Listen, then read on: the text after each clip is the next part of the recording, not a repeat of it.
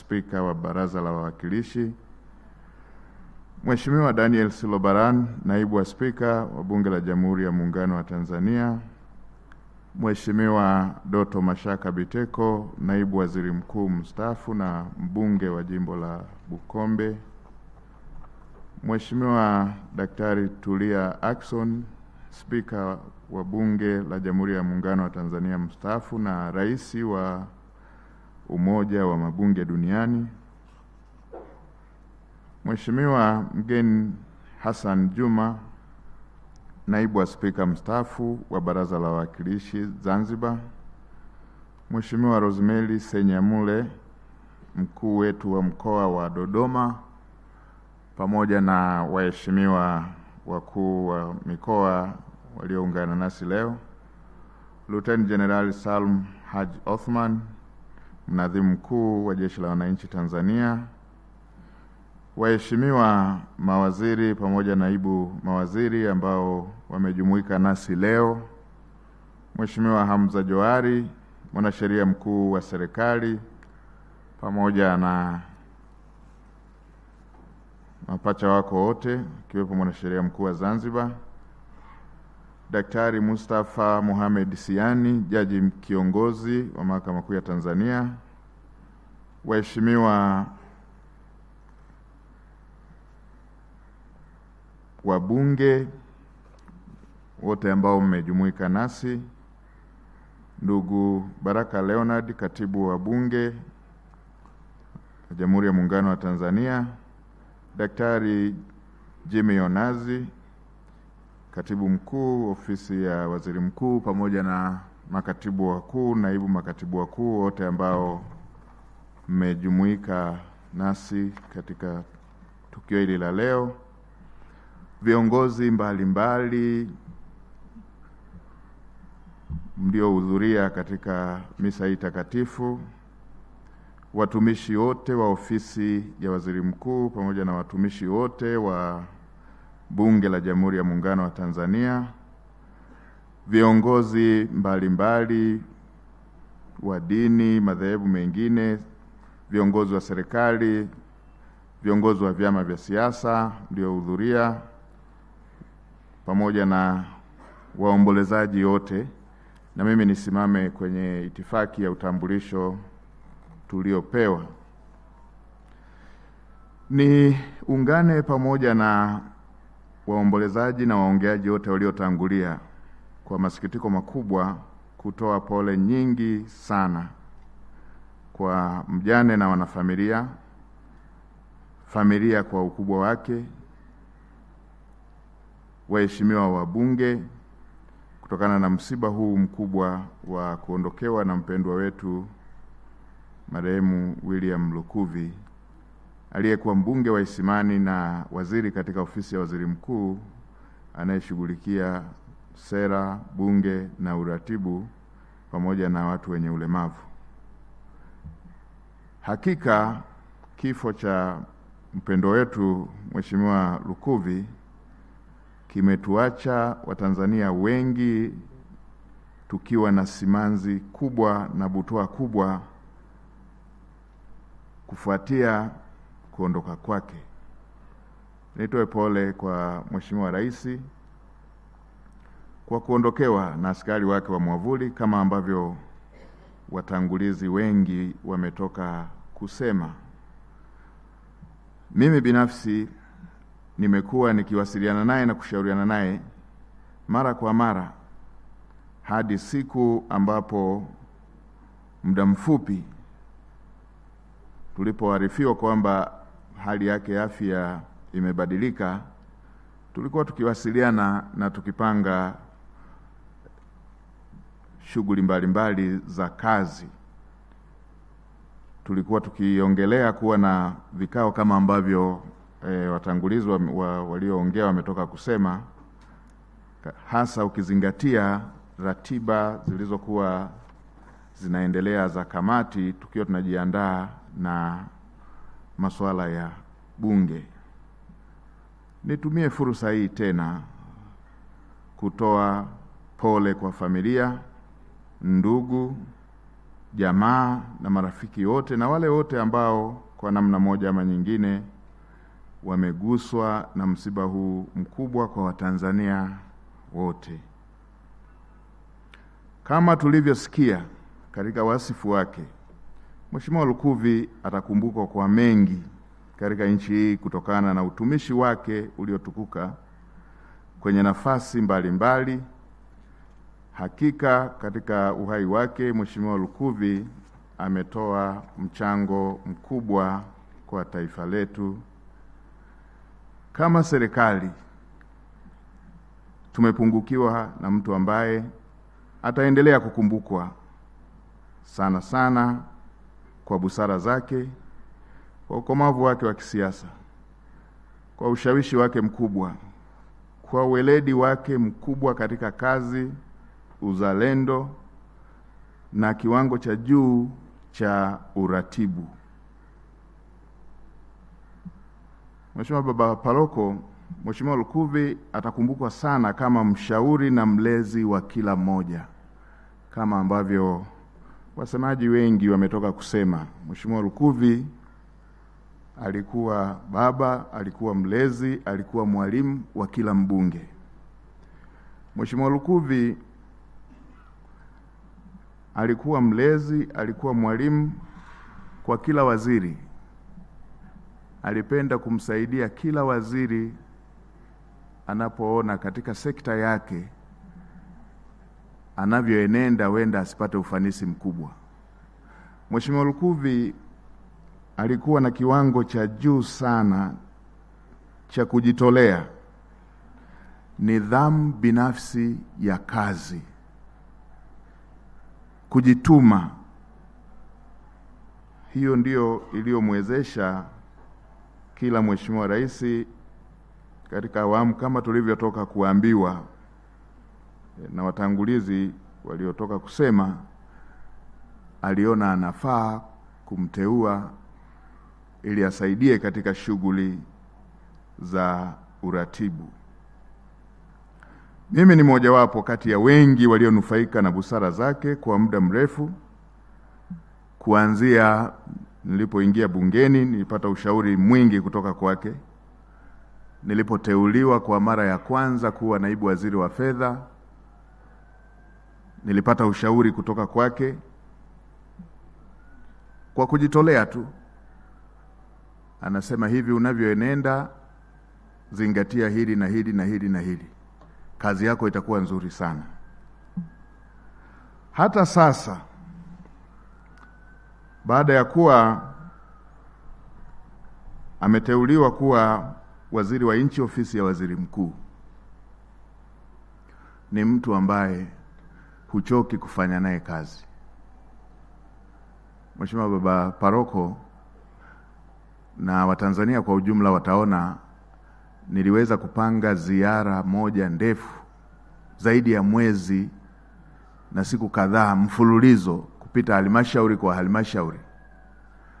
Nilifanya hivyo kwa sababu zile kazi ambazo za uratibu ambazo zilitakiwa zifanyike kwenye dawati, Mheshimiwa Lukuvi alikuwa anafanya kikamilifu. Tumeenda kwenye maandalizi ya bunge na kamati, hapakuwepo na gepu kwamba waziri mkuu yuko kwenye ziara. Mheshimiwa Lukuvi aliendelea na uratibu kikamilifu.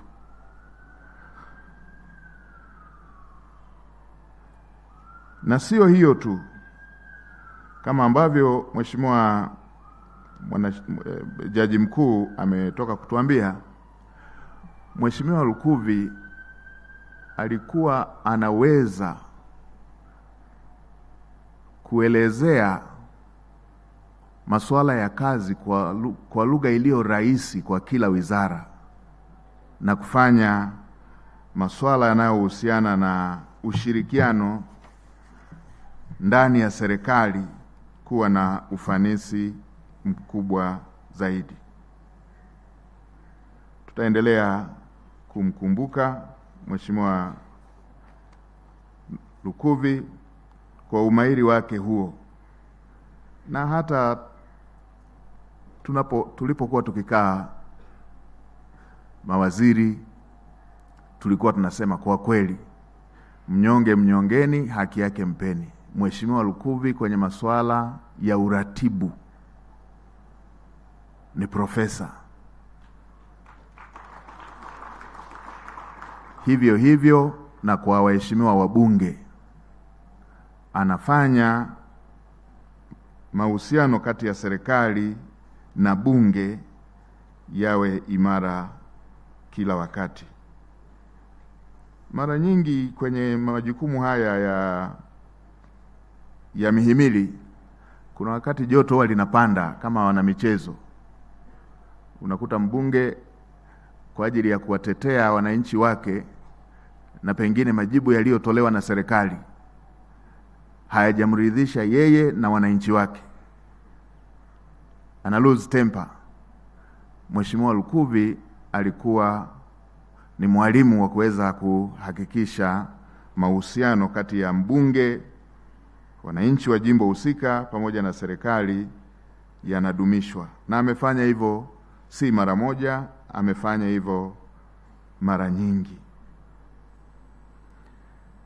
Pamoja na kuwa tumekuwa kwenye maombolezo na huzuni kubwa, nitumie fursa hii pia kukushukuru sana Baba Paroko kwa ujumbe mzuri uliotoa.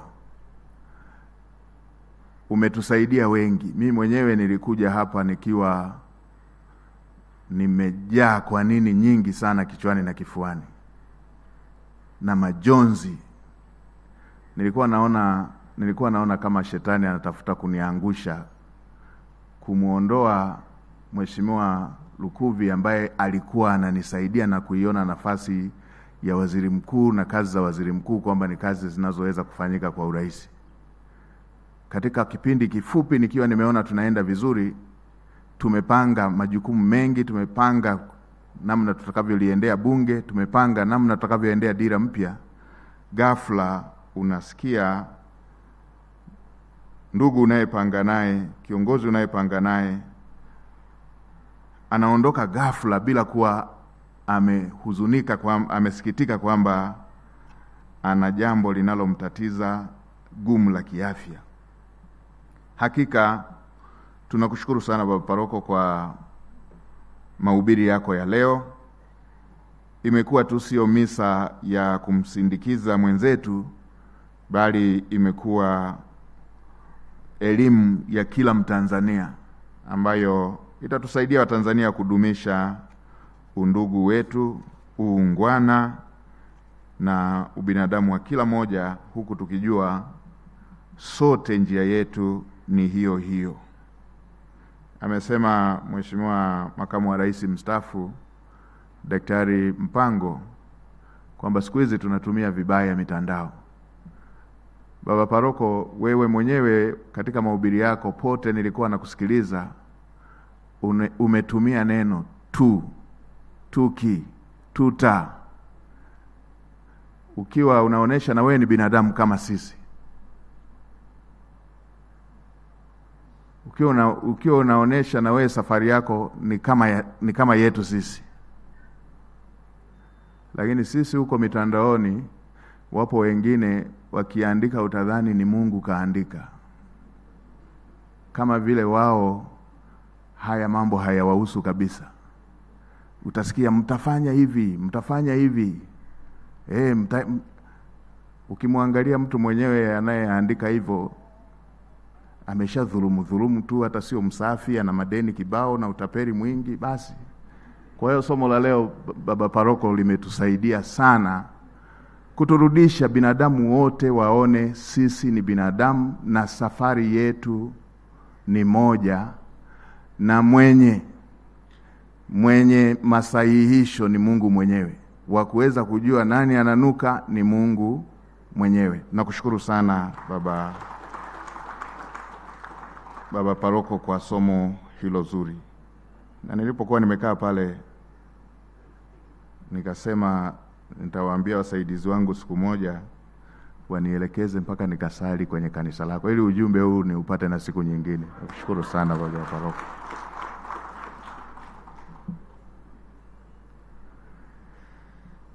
Kwa katika kumalizia, niendelee kwa niaba ya serikali kama ambavyo Mheshimiwa Naibu Waziri pamoja na Katibu Mkuu pamoja na wengine waliotangulia kusema, kuhakikishia familia serikali itaendelea kuwa bega kwa bega na familia, kama ambavyo mara tulivyopata taarifa hizi kwamba Mheshimiwa Lukuvi amepata hitilafu kidogo ya kiafya. Mheshimiwa Rais alitoa maelekezo ya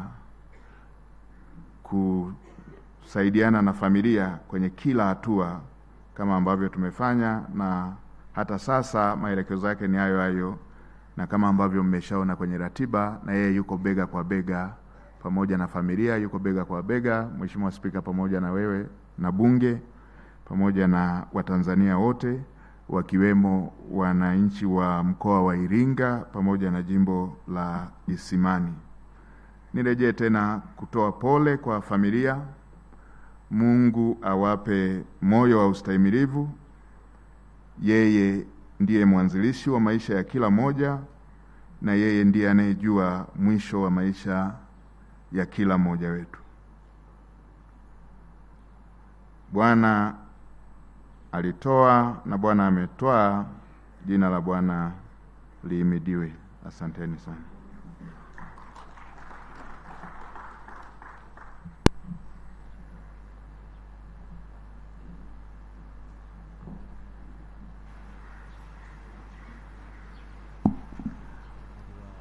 Asante sana. Ni hotuba hiyo kutoka kwa kiongozi Waziri Mkuu huyo Dr. Mwigulu Nchemba, ambaye ndiye amekuwa akiongoza hadhara hii katika zoezi zima la kuaga mwili wa